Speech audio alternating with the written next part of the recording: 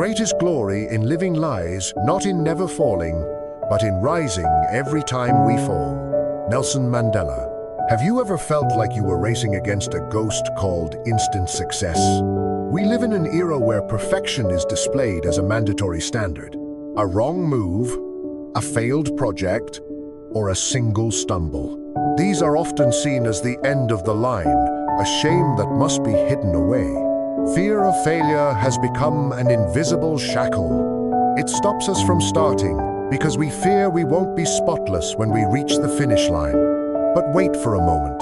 Does true glory really lie in that smooth, flawless path? There was a man who spent 27 years of his life, nearly 10,000 days and nights behind prison bars. He had no glamorous plans and no global recognition for most of his life. That man was Nelson Mandela. Amidst the darkness of imprisonment and oppression, he distilled a truth that completely reverses our mindset. Glory is not about never falling, but about how we rise every time we hit the ground. How could a man who lost nearly 3 decades of freedom speak of glory so serenely? In the next 10 minutes, we won't just discuss a proverb. We will together decode the DNA of resilience. The more we try to appear perfect, the more vulnerable we become. By using Nelson Mandela as a counterpoint, our pressure to succeed feels smaller, and we begin to grow curious about the true definition of glory, redefining the fall. Why do we fear falling so much? Science calls it loss aversion. To our brains, a single failure carries twice the psychological weight of a success. When you fall, your brain doesn't just register physical pain. It registers a threat to your social standing. Perspective from science and business. In a laboratory, there is no such thing as failure. There are only unexpected results. Every time an experiment goes off track, scientists gain valuable data to eliminate wrong paths. In business, this is called a pivot. A classic example is Thomas Edison. When a reporter asked how it felt to fail 1,000 times before creating the light bulb, Edison replied, "I didn't fail 1,000 times. I simply found 1,000 ways that a light bulb doesn't work." This iconic quote is a symbol of the growth mindset. Instead of seeing 1,000 errors as a failure, a dead end for his talent, he saw them as precious data. The difference lies in the definition. For Edison, every fall was a step of elimination, bringing him closer to the right answer. This analysis shows that glory doesn't come from instant luck, but from strategic persistence. When we shift our perspective from "I failed" to "I learned a way that doesn't work," our mindset moves from insecurity to proactivity, turning adversity into a springboard for creativity. Falling is the operating system of growth. Look at a child learning to walk. They fall hundreds of times, their knees bruised, but they never sit down and tell themselves, "Maybe walking isn't for me." They stand up because it is an instinct, but as we grow older, we lose that instinct in exchange for a false sense of security. Falling is the friction necessary to create fire. A flat and smooth road will never produce a skilled driver. Glory does not lie in a sparkling destination, but in the endurance of your legs after every time they buckle. Nelson Mandela, rising from 27 years of darkness. In 1962, Nelson Mandela was arrested. From a lawyer and a hopeful activist, he became prisoner number 46664. Imagine if your fall was losing 27 years of youth, being separated from your family, and facing forced labor on Robben Island. That isn't just a fall.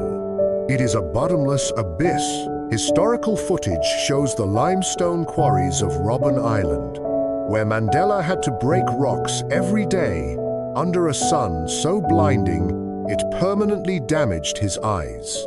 Many would have chosen to collapse, give up, or let hatred consume their souls.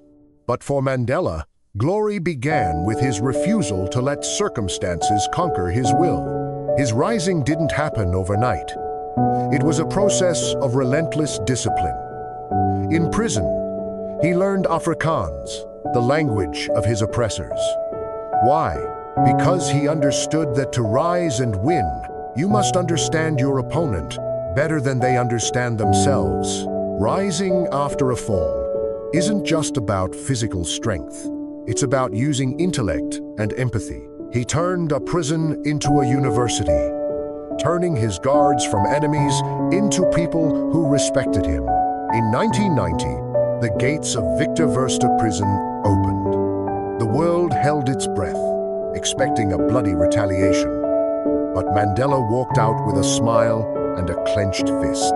His greatest glory wasn't becoming president. It was rising from the mire of hatred to build a rainbow nation. He fell during racial segregation and rose in national harmony. That is the greatest resurrection a human being can achieve. The moment Mandela was inaugurated as president in 1994, with black and white people holding hands under a new flag, was what the world called the South African miracle, the most vivid proof of a nation rising after a century-long fall. On the 10th of May, 1994, the sky of Pretoria was brightened by new colors. As Mandela placed his hand on the Constitution, it was not just a personal victory, but the rising of an entire nation. Look at the crowd. Hands that once knew only how to clench into fists for confrontation were now interlaced. Mandela understood that if he left prison still carrying hatred, he would forever be a prisoner of the past. Rising is courage, but rising to lift others up is greatness. He turned scars of division into bridges of reconciliation. He proved that the best way to destroy an enemy is to make them a friend. A compass for today's youth. Mandela's journey is the North Star for every young person struggling with their own fall. We don't live on Robben Island, but many of us live in glass cages of expectation. Peer pressure from seeing friends succeed on social media, the pain of a failed startup, or the existential crisis of not knowing who you are in a world of 8 billion people. The fall of this era is often mental. We give up because we feel like the only failure in a world that appears to be succeeding. Change your definition of scars. You see a failure. Mandela sees a certificate. A scar on a worker's hand shows they have worked. A scar on a young person's soul shows they dared to commit, dared to challenge, and dared to live authentically. Don't hide your failures. A blank resume isn't a beautiful one. A resume full of trial and error is the true evidence of character. Rising doesn't mean you have to immediately run forward. Sometimes, it's just taking a deep breath, accepting that you fell, and deciding not to stay there. Every time you choose to continue, you are writing the most glorious chapter of your life. Practical advice. Stop comparing your behind the scenes with everyone else's highlight reel. If you can't run, walk. If you can't walk, crawl. As long as you are moving forward. Conclusion. Glory is a journey, not a destination.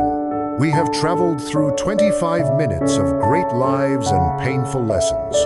From the darkness of Robben Island to the light of Inauguration Day, from Edison's lab failures to the invisible pressures you face daily, it all converges into one truth. Glory is not a spotless medal. True glory is the sum of every time you chose not to give up. It lies in the inner strength you find when you thought all was lost. If right now you feel like you've just fallen in your career, in love, or in your self-confidence, remember, you are at the starting line of your glory. Don't lie there blaming yourself. Look at the wound, learn the lesson, and use it as a springboard to leap higher. The world doesn't need more perfect people. The world needs people who dare to fall, dare to rise, and dare to inspire others with their scars. The greatest glory lies in rising. So, what is your first step after today? Please share a time you rose most powerfully in the comments below.